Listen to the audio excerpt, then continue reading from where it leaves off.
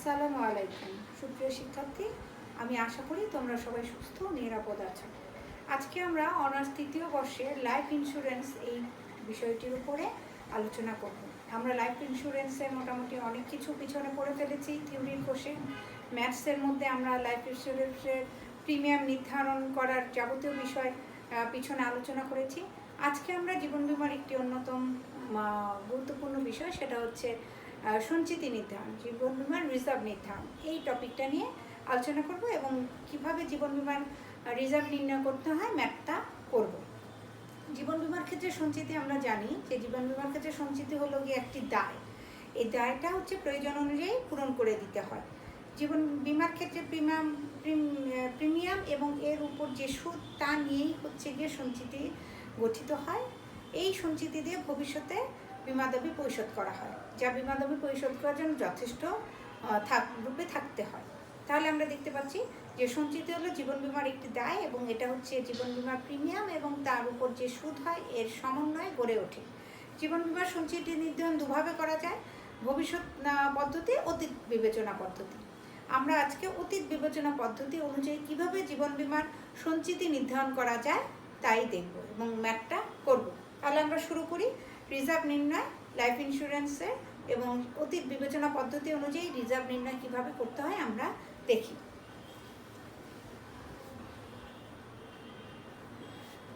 প্রিয় শিক্ষার্থী, আমাদের এখানে একটা কোশ্চেন আছে। এই কোশ্চেনটা আমরা একটু যদি দেখি, তারপরে আমরা চলে যাব ক্যালকুলেশনে কিভাবে জীবন বীমার রিজার্ভ নির্ণয় করা যায়। From the following information, calculate the terminal reserve at the end of third year. এবং একটা ক্যালকুলেশন করতে হবে এটা, আর 2 নম্বর ক্যালকুলেশনটা করতে হবে the cost of insurance per head at the end of third ইয়ার। এটা হচ্ছে গিয়ে গ্রুপ অ্যাপ্রোচ, এটা হচ্ছে ইন্ডিভিজুয়াল অ্যাপ্রোচ অনুযায়ী কস্টটা বের করতে হবে। আমাদের ইনফরমেশন কি দেওয়া আছে? Rate of interest at 3% per annum, অর্থাৎ বছরে আমাদের ইন্টারেস্টের রেট হচ্ছে গিয়ে 3%। Net annual premium of an ordinary endowment policy of taka 2000 issued at age of 30 years is taka 50, অর্থাৎ অ্যানুয়াল প্রিমিয়ামের ইয়েটা হচ্ছে গিয়ে ইস্যু করা হয়েছে 2000 টাকায়, আর এর প্রিমিয়ামের হার হচ্ছে গিয়ে 15 টাকা এবং ইস্যুর মূল্য অর্থাৎ একটা আমরা যে বিমাপত্র বলি যাকে, তার মূল্য হচ্ছে 2000। Number of death per 1000 at the end of first, second and third year, অর্থাৎ আমাদের মৃত্যু হার হচ্ছে কত? 1000-এ মৃত্যু হার। প্রথম বছরের জন্য 2 জন, দ্বিতীয় বছরের জন্য 0, তৃতীয় বছরের জন্য 3 জন। নাম্বার অফ পলিসি ইস্যুড, অর্থাৎ বিমাপত্রের সংখ্যা, সেটা হচ্ছে 1000টি। এখন আমাদেরকে করতে হবে কি, এই যে আমাদের ফার্স্ট ক্যালকুলেশন যেটা আমাদেরকে চেয়েছে, the terminal reserve at the end of third year, অর্থাৎ আমাদেরকে ক্যালকুলেট করতে হবে টার্মিনাল রিজার্ভ কত, তৃতীয় বছর শেষে টার্মিনাল রিজার্ভ কত, এবং 2 নম্বর আমাদের ক্যালকুলেশন হচ্ছে তৃতীয় বছর শেষে পার হেড কস্ট কত। আমরা প্রথমে টেবিল যেটা করবো সেটা হচ্ছে table for calculation of terminal reserve. এটা গ্রুপ অ্যাপ্রোচ।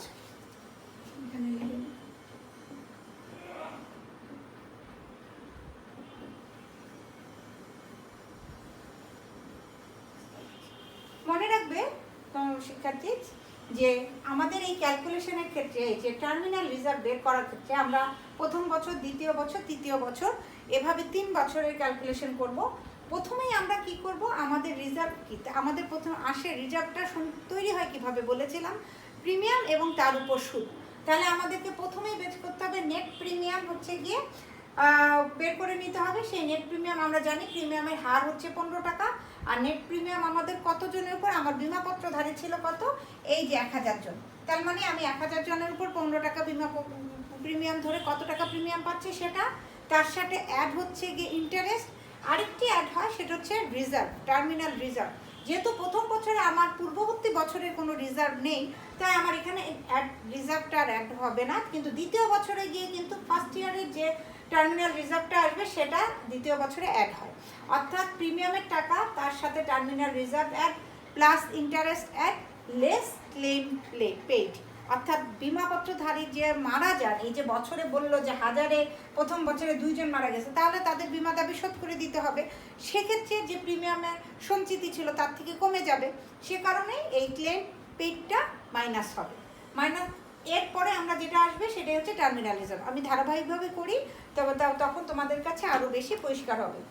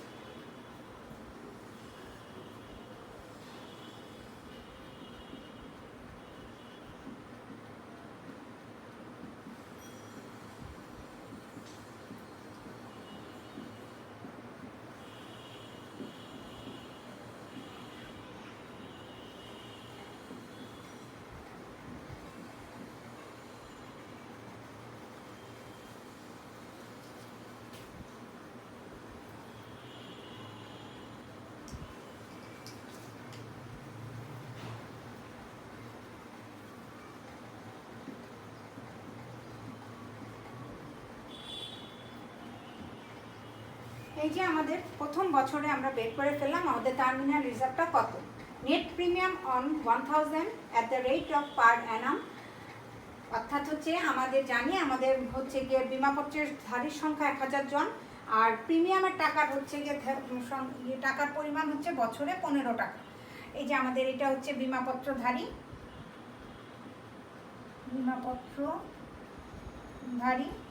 ইনস্যুরড পার্সন, আর 15 টাকা হচ্ছে প্রিমিয়ামের রেট।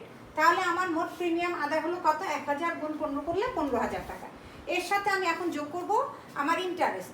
আমার ইন্টারেস্ট রেট হচ্ছে অ্যাট দ্য রেট অফ 3%। এই যে এখানে দেওয়া ছিল, এই যে ইন্টারেস্ট রেট হচ্ছে 3% পার অ্যানাম। তাহলে আমার interest at the rate of 3% on initial reserve, যেহেতু আমার ইনিশিয়াল রিজার্ভ প্রথম বছরের জন্য এই 15000 টাকাই, তাই 15000 টাকার উপরেই আমি হচ্ছে গিয়ে ইন্টারেস্টটা ক্যালকুলেট করবো। 15000 ইন্টু 0.03 করলে 450 টাকা আমার ইন্টারেস্ট আসলো, টোটাল হয়ে গেল 15450। এটাই আমার হচ্ছে গিয়ে টোটাল রিজার্ভ।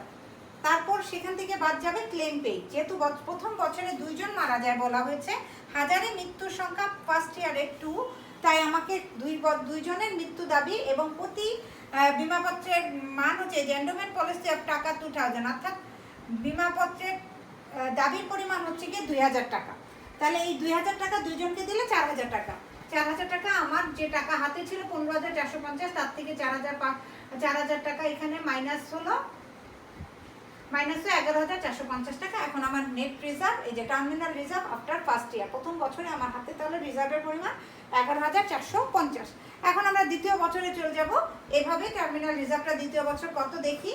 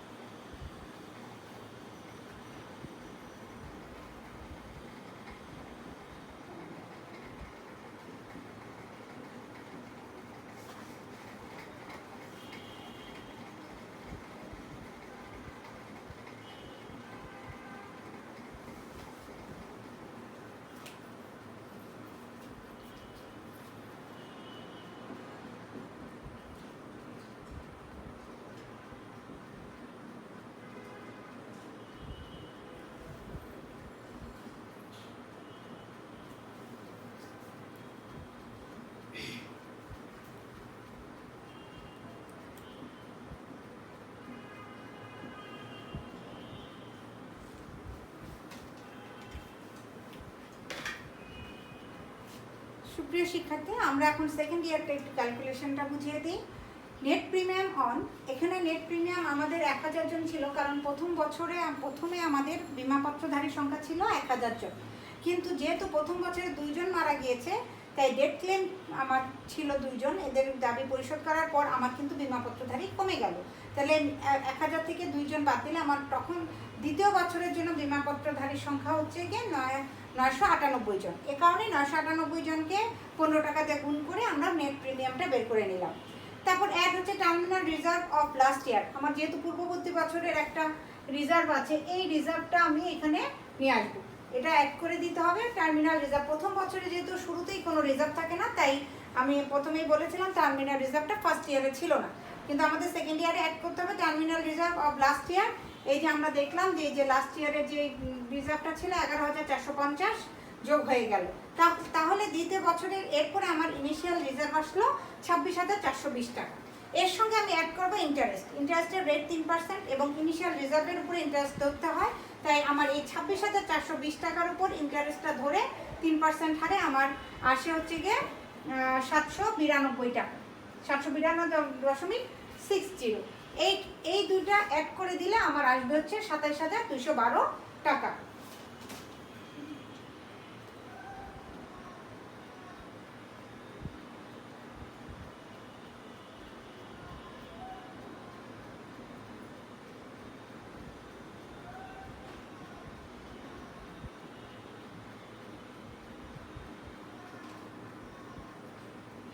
এই 27,212 টাকা হচ্ছে কি আমার তখন ইন্টারেস্ট যোগ করে টোটাল আসলো আমার 27,212। এখন আমার ক্লেম পেইড বাদ দিতে হবে, অর্থাৎ আমার জমার পরিমাণ তাহলে টোটাল হলো কত? নেট প্রিমিয়াম, তার সাথে পূর্ববর্তী বছরের টার্মিনাল রিজার্ভ, তার সাথে ইন্টারেস্টের টাকা, এই তিনটা অ্যাড হয়ে আমার টোটাল টাকার পরিমাণ হলো দাঁড়ায় 27,212। এখন এখান থেকে আমি ক্লেম পেড করব। আমার দ্বিতীয় বছরে বলছিল 1000-এ মৃত্যু সংখ্যা, দ্বিতীয় বছরে 0 জন, অর্থাৎ কোনো ক্লেম করা লাগবে না, কেউ মারা যায়নি। তাহলে আমার ক্লেম পেইড হচ্ছে 0 টাকা, তার মানে 27,000 থেকে 0 বাদ দিলে আমার 27,212.660 থাকলো। এটাই হচ্ছে terminal reserve after second year, অর্থাৎ সেকেন্ড ইয়ারে টার্মিনাল রিজার্ভ তাহলে আমরা পেয়ে গেলাম। এখন আমরা তৃতীয় বছরে টার্মিনাল রিজার্ভটা ঠিক একইভাবে বের করব, সেম প্রসেসিং।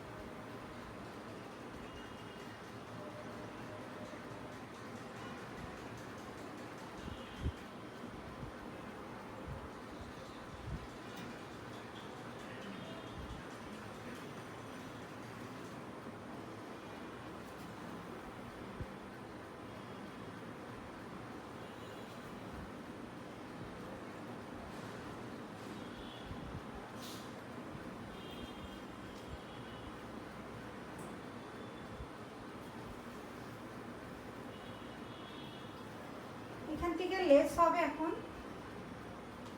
Claim paid.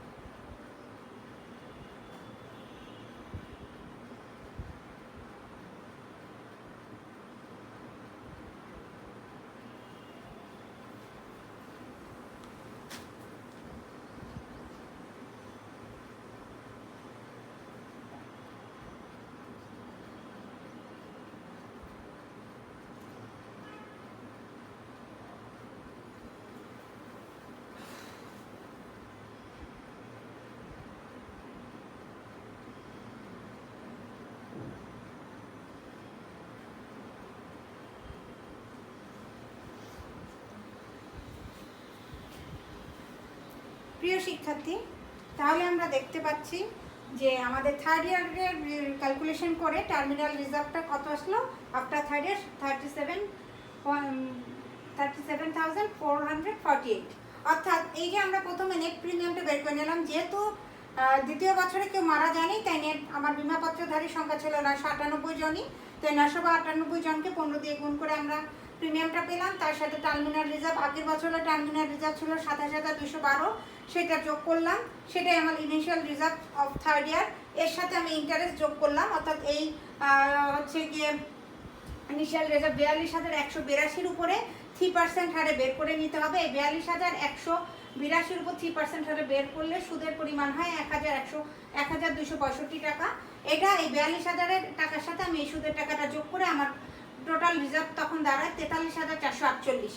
এটার থেকে আমি ক্লেম বাদ দিব, যেহেতু বলা হয়েছে তৃতীয় বছরে মৃত্যুর সংখ্যা, মৃতের হার 3 জন, তাই 3 জনের এক একজনের দাবি ছিল 2,000 টাকা পার হেড, তা 6,000 টাকা। এই 6,000 টাকা ক্লেম বাবদ আমি 43,448 থেকে 6,000 বাদ দিলে থাকে 37,448.08।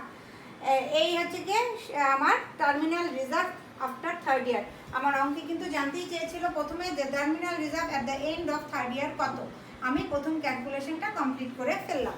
অর্থাৎ এইভাবেই আমি হচ্ছে গিয়ে টার্মিনাল রিজার্ভ নির্ণয় করতে পারি। মনে রাখবো প্রথমে প্রিমিয়ামের সাথে হচ্ছে গিয়ে যোগ করতে হবে ইন্টারেস্ট, তারপরে টার্মিনাল রিজার্ভ প্রথম বছর বাদে দ্বিতীয়, তৃতীয়, চতুর্থ যত বছরের অঙ্ক হয় টার্মিনাল রিজার্ভ অ্যাড করতে হবে, ইন্টারেস্টের পরিমাণ অ্যাড করতে হবে, তার থেকে ক্লেম বাদ দিতে হবে। সেটাই হচ্ছে কি আমার ওই বছরের জন্য টার্মিনাল রিজার্ভ। এভাবে আমার তৃতীয় বছর শেষে টার্মিনাল রিজার্ভের পরিমাণ দাঁড়ালো তাহলে 37,448.08। এবার আমরা সেকেন্ড ক্যালকুলেশনটা যাব, যে the cost of insure per head at the end of third year. অর্থাৎ এটা আমরা করেছিলাম গ্রুপ অ্যাপ্রোচে, আমাদের টার্মিনাল রিজার্ভটা কত। এখন আমরা খরচটা বের করব, পার হেড খরচ কত তৃতীয় বছর শেষে। এবার table for second calculation.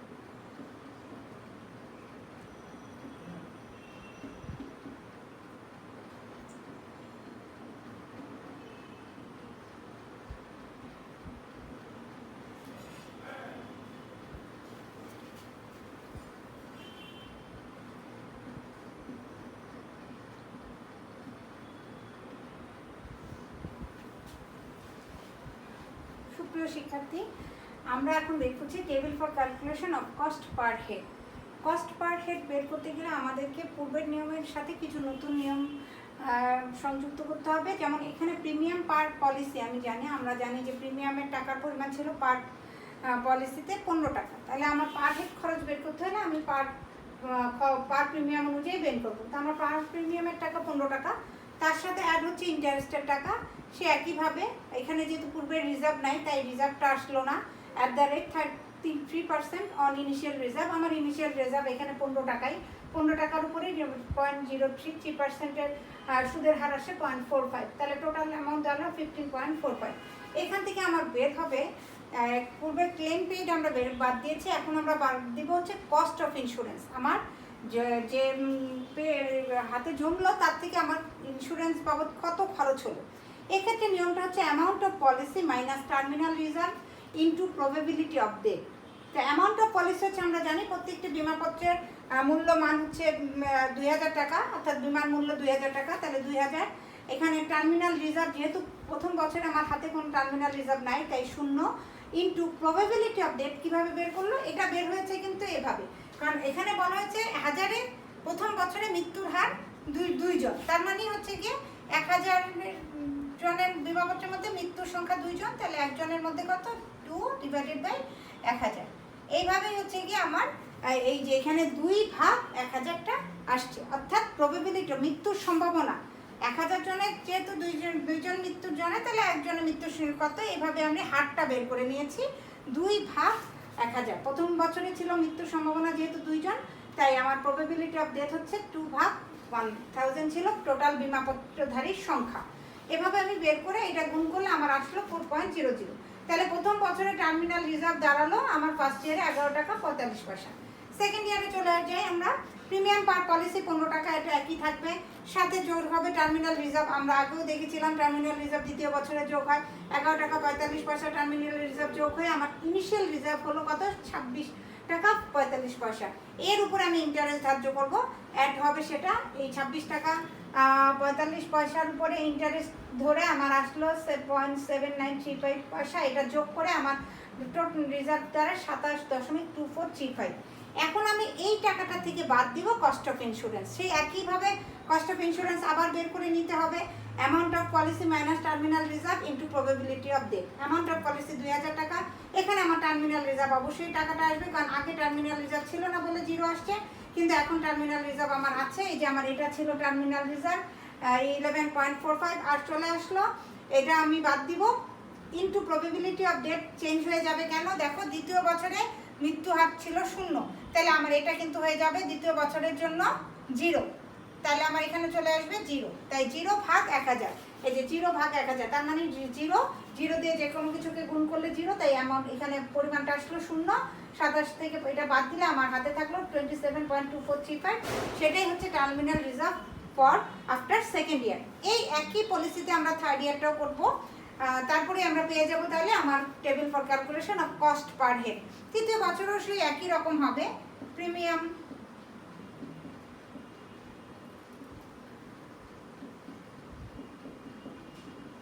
Per policy rate টাকা 15, আবার সেই 15 টাকাই আসবে।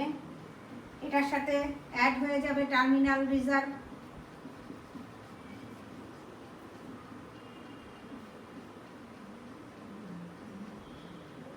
Terminal reserve after second year.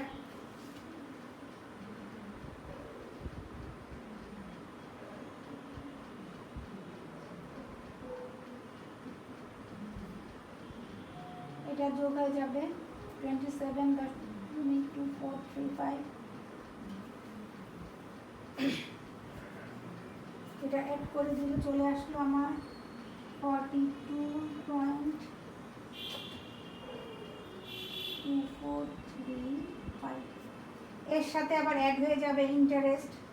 এটাই হচ্ছে কি ইনিশিয়াল রিজার্ভ 42, এটাই আমার হচ্ছে গিয়ে তৃতীয় বছরে ইনিশিয়াল রিজার্ভ।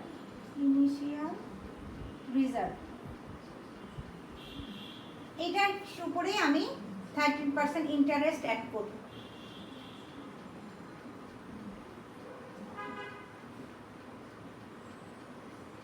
অর্থাৎ 42,000 42.2435 ইন্টু 0.03, এটা করলে আমার ইন্টারেস্টের পরিমাণটা আসে 1 টাকা 26 পয়সা, 1 টাকা 26 পয়সা।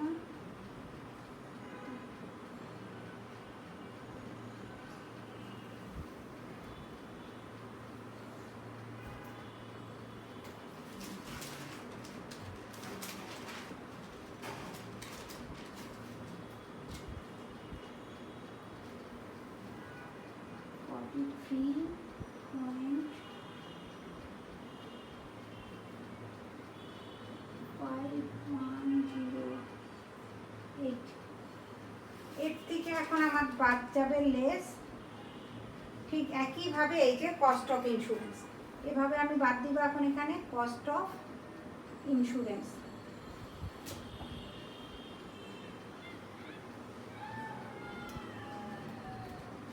এই কস্ট অফ ইন্স্যুরেন্সের ঠিক আগের মতো আমি সূত্রটা আর এখানে লিখলাম না, আমি অঙ্কটা বসিয়ে দিচ্ছি। অর্থাৎ অ্যামাউন্ট অফ পলিসি কত আমাদের 2000 টাকা, মাইনাস এখানে টার্মিনাল রিজার্ভ, আমার এখানে টার্মিনাল রিজার্ভটা আসবে কত, এই দ্বিতীয় বছরেরটা, অর্থাৎ আমার টার্মিনাল রিজার্ভ এখানে 27.2435, আমার টার্মিনাল রিজার্ভ এক্ষেত্রে 27.2435। এটার সাথে গুণ হচ্ছে গিয়ে আমার প্রবাবিলিটি কত, তৃতীয় বছরে ছিল 3 জন, তাহলে এখানে ভাগ হয়ে যাবে 3/1000। এটা করলে আমার এখানে কস্ট অফ ইন্স্যুরেন্স আসতেছে হচ্ছে গিয়ে কত, 5 টাকা 5.9183।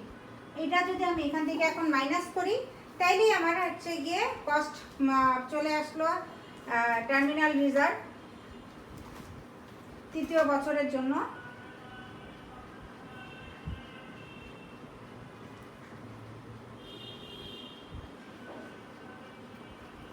এটা অ্যামাউন্টটা চলে আসবে ইকুয়াল টু ওইখানটা আমি এখানে লিখলাম 37.59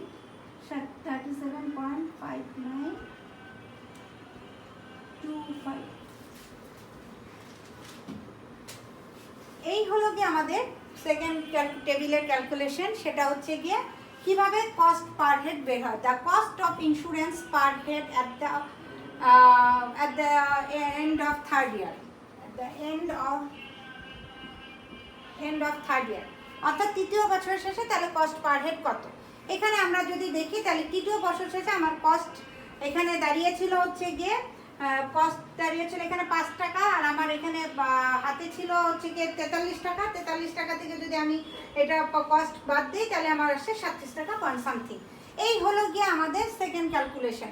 অর্থাৎ আমরা প্রিমিয়ামটা নির্ণয় করব, প্রিমিয়ামের সাথে টার্মিনাল রিজার্ভটা অ্যাড করব, ইন্টারেস্টটা অ্যাড করবো, ইন্টারেস্ট অ্যাড করবো কার উপরে, ইনিশিয়াল রিজার্ভের উপরে। এই যে প্রিমিয়ামের টাকা টার্মিনাল রিজার্ভ যোগ করে যেটা হয় সেটাই হলো ইনিশিয়াল রিজার্ভ। প্রথম বছরে যেহেতু টার্মিনাল রিজার্ভ থাকে না তাই প্রিমিয়ামের টাকাটার উপরেই হচ্ছে ইন্টারেস্ট ধরা হয়, কিন্তু দ্বিতীয় তৃতীয় এভাবে পরবর্তী বছরগুলোতে টার্মিনাল রিজার্ভ চলে আসে, সেক্ষেত্রে আমরা টার্মিনাল রিজার্ভ অ্যাড করবো, তার সাথে ইন্টারেস্ট অ্যাড করবো, তার থেকে বাদ দেবো কস্ট অফ ইন্স্যুরেন্স। আমার টোটাল কস্ট অফ ইন্স্যুরেন্স এখানে বের করার এই নিয়মটা মনে রাখতে হবে, amount of policy minus terminal reserve into probability of death. অর্থাৎ অ্যামাউন্ট অফ পলিসি বিমাপত্রের টাকা এটা বসাতে হবে, টার্মিনাল রিজার্ভ প্রত্যেক বছর চেঞ্জ হয়, প্রথম বছরে ছিল না 0 হয়েছে, দ্বিতীয় বছরে 11 টাকা 45 পয়সা বসছে, তৃতীয় বছরে গিয়ে হচ্ছে গিয়ে টার্মিনাল রিজার্ভ 27.2035 টাকা। অর্থাৎ এইটা হচ্ছে দ্বিতীয় বছরের টার্মিনাল রিজার্ভ। আর দ্বিতীয় বছরে টার্মিনাল রিজার্ভ গিয়ে বসবে তৃতীয় বছরে, আর প্রথম বছরে টার্মিনাল রিজার্ভ গিয়ে বসে দ্বিতীয় বছরে।